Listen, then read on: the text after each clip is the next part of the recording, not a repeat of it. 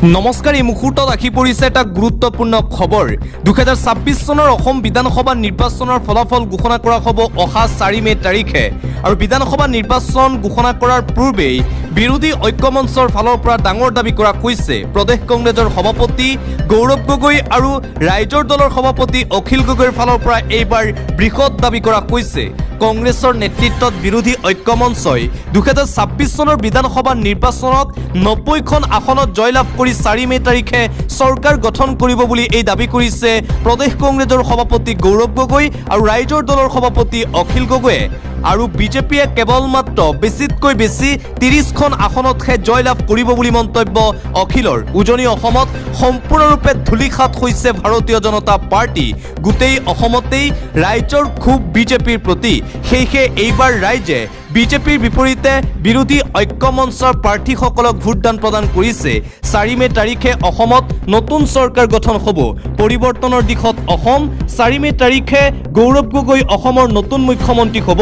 4 মে তাৰিখৰ পিছত অসমৰ প্ৰাক্তন মুখ্যমন্ত্ৰী হ'ব হিমন্ত বিশ্ব শৰ্মা। এই মন্তব্য কৰিছে অসম জাতীয় পৰিষদৰ সভাপতি লুৰিণজ্যোতি গগৈয়ে। মুঠতে বিৰোধী ৰাজনৈতিক দলসমূহৰ ফালৰ পৰা এই ডাঙৰ দাবী কৰা হৈছে 90খন আসনত বিৰোধী ঐক্যমঞ্চই জয়লাভ কৰি এইবাৰ চৰকাৰ গঠন কৰাটো নিশ্চিত বুলি মন্তব্য কৰিছে বিৰোধী নেতাসকলে। গৌৰৱ গগৈ, অখিল গগৈ, লুৰিণজ্যোতি গগৈয়ে এই ডাঙৰ দাবী কৰিছে। 4 মে তাৰিখে অসমৰ নতুন মুখ্যমন্ত্ৰী হ'বলৈ গৈ আছে গৌৰৱ গগৈ। 4 মে তাৰিখৰ পিছত অসমৰ প্ৰাক্তন মুখ্যমন্ত্ৰী হ'ব হিমন্ত বিশ্ব শৰ্মা। এইবাৰ অসমত কংগ্ৰেছে চৰকাৰ গঠন কৰাটো 100% নিশ্চিত বুলি মন্তব্য কৰিছে অখিল গগৈয়ে।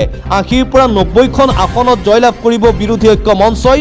বিজেপিয়ে কেৱল মাত্ৰ 30খন আসনতেই সীমাবদ্ধ হৈ থাকিব। উজনি অসমত ইতিমধ্যেই সম্পূৰ্ণৰূপে ধূলিসাৎ হৈছে ভাৰতীয় জনতা পাৰ্টি।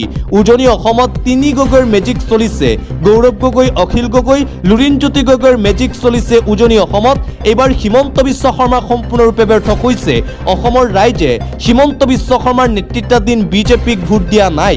অসমৰ ৰাইজে বিৰোধী ঐক্যমঞ্চক ভোটদান প্ৰদান কৰিছে বুলি মন্তব্য অখিল গগৈ আৰু গৌৰৱ গগৈৰ। অৱশ্যে 4 মে তাৰিখেহে স্পষ্ট হ'ব অসমত কাৰ চৰকাৰ হয়। অসমত পৰৱৰ্তী মুখ্যমন্ত্ৰী কোন হ'ব সেয়া 4 মে তাৰিখেহে স্পষ্ট হৈ পৰিব। এফালে কংগ্ৰেছৰ ফালৰ পৰা দাবী কৰা হৈছে যে এইবাৰ অসমত কংগ্ৰেছে চৰকাৰ গঠন কৰিব আৰু আনফালে বিজেপিৰ ফালৰ পৰা দাবী কৰা হৈছে যে এইবাৰ অসমত তৃতীয়বাৰৰ বাবে চৰকাৰ গঠন কৰিবলৈ গৈ আছে ভাৰতীয় জনতা পাৰ্টিয়ে। পশ্চিমবংগৰ বিধানসভা নিৰ্বাচনৰ নিৰ্বাচনী প্ৰচাৰ সভাত অংশগ্ৰহণ কৰি অসম বিধানসভা নিৰ্বাচনক লৈ মন্তব্য কৰি আছে মুখ্যমন্ত্ৰী হিমন্ত বিশ্ব শৰ্মাই। অসমত এইবাৰ চেঞ্চুৰী পাৰ কৰিব বিজেপিয়ে।